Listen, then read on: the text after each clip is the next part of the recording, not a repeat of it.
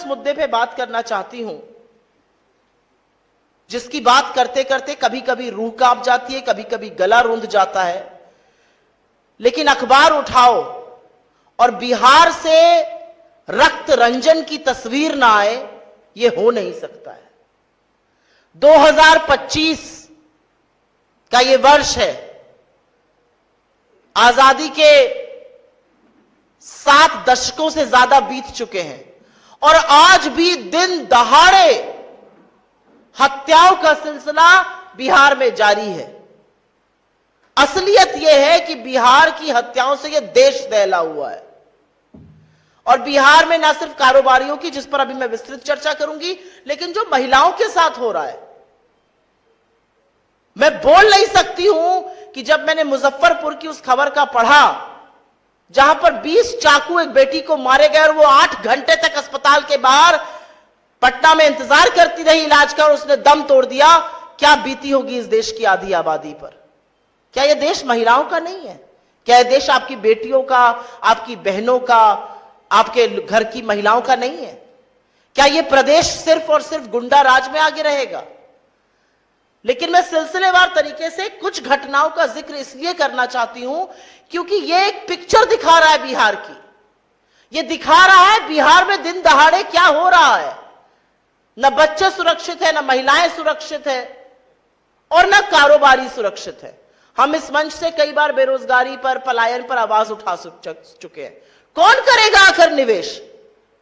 जो नौकरी बनाने वाले लोग हैं, जो धंधा पानी करने वाले लोग हैं, अगर उन कारोबारियों को चुन चुन के मारा जाएगा और सरकार हाथ पर हाथ धरे बैठी रहेगी और दिन दहाड़े बिहार में रक्त रंजन होगा, लहूलुहान होंगी यहां की सड़कें, तो कौन आकर करेगा निवेश बिहार में?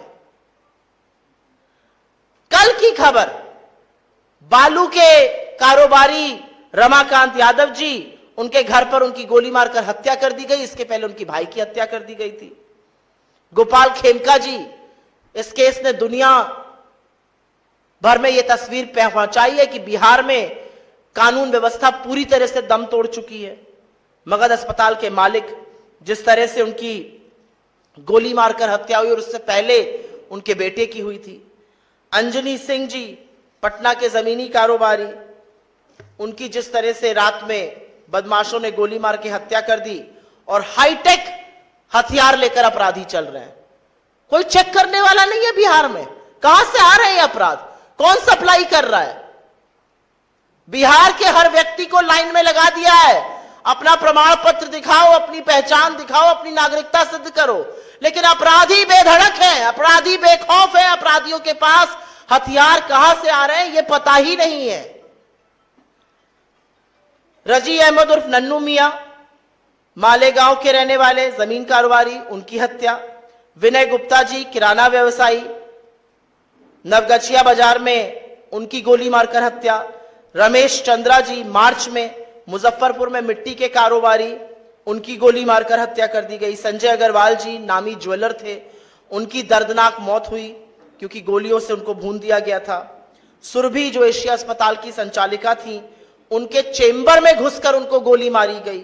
विनोद मेहता, भागलपुर के जो कपड़ा कारोबारी थे, उनकी नृशंस हत्या हुई। और ADG law and order, Bihar का जो सर्वोच्च पद पे बैठे हुए पुलिस आला कमान है, उनके सामने पटना में बोरिंग कैनाल में दिन दहाड़े 8 राउंड फायरिंग के होते हैं और पटना की सरकार, बिहार की सरकार सुई टपक सन्नाटा, कोई कुछ कहने वाला ही नहीं है। इस तरह से अपराध है, इस तरह से रक्त रंजन है, इस तरह से लहू बहाया जा रहा है, कोई कहने वाला नहीं है। Welcome to K-Mall, a premium project by Kaleen Group. K-Mall is in the heart of Kolkata's electronic, garment and lifestyle hub, Khidirpur. K-Mall, which is designed as a world-class mall, is the outcome of endless effort of our experts, combined with modern superb techniques and new age design. Book now